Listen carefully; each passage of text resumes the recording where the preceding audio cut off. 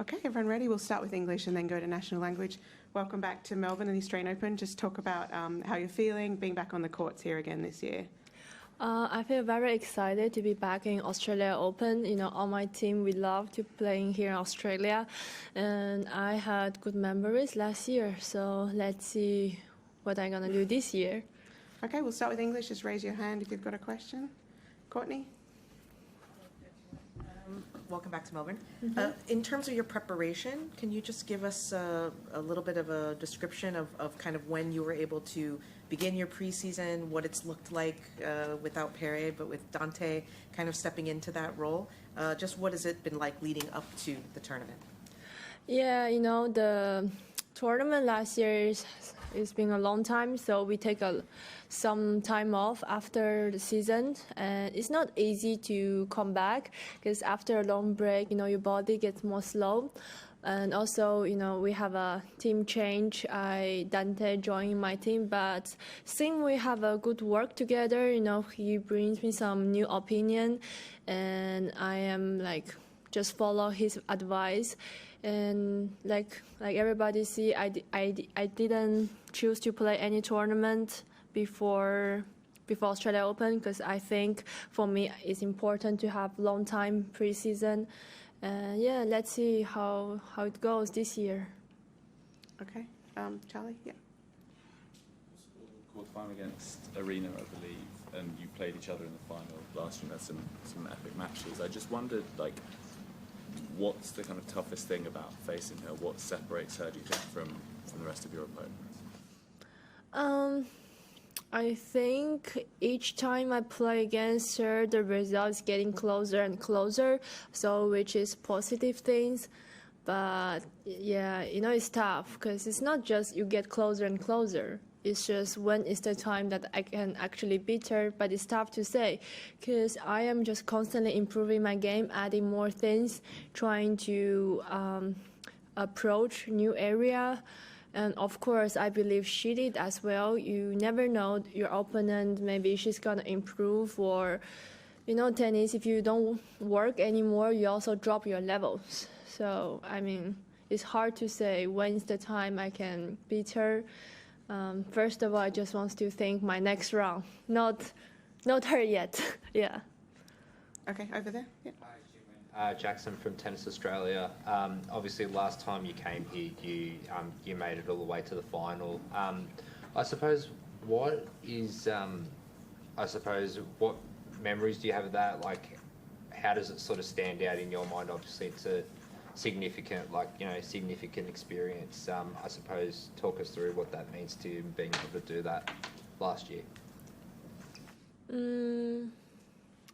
That final brings me a lot of good memories, but in the same time some pity and some sadness because I didn't take my chance, and I would even use the sentence I ruined my chance because I felt really I could do much better. So it takes me a while to recover from that loss, but in the same time I really learned a lot. That's why each time when I play against her, it's better and better, and I didn't see her anymore like at the beginning in US Open I played against her the first time, and I just really looking forward to the present. I don't think anymore about the past, what I did, because I just realized if I just focus on the moment, I will be a better person and a better player. But I would like to say that all my team, we love Australia, yeah. Courtney? When you speak to your team, what do you think about in terms of goals for 2025? And what is the key for you? What is the thing that you are focusing on that needs to happen for you to be able to reach whatever that goal is? I am not going to say specific my goal. I will keep it for myself, but by my own. But if I am a boss in my team, I think I am a tough boss for them because I've been pushing everyone, you know. Like I always feel my practice is not good enough. I always feel there's something I could do better. And always in the fitness side it's the same, and in the treatment it's the same. And to the coach, I say, I think my back and down the line needs to improve. I think my return needs to improve. I always come on the court with, okay, we are not good enough. But I think I need to have this mentality to be better players because, I am right now top 5, but still far away from my goal. Okay, over here and then Charlie. Yeah. Sportskeeda. So you had a practice session today with Iga.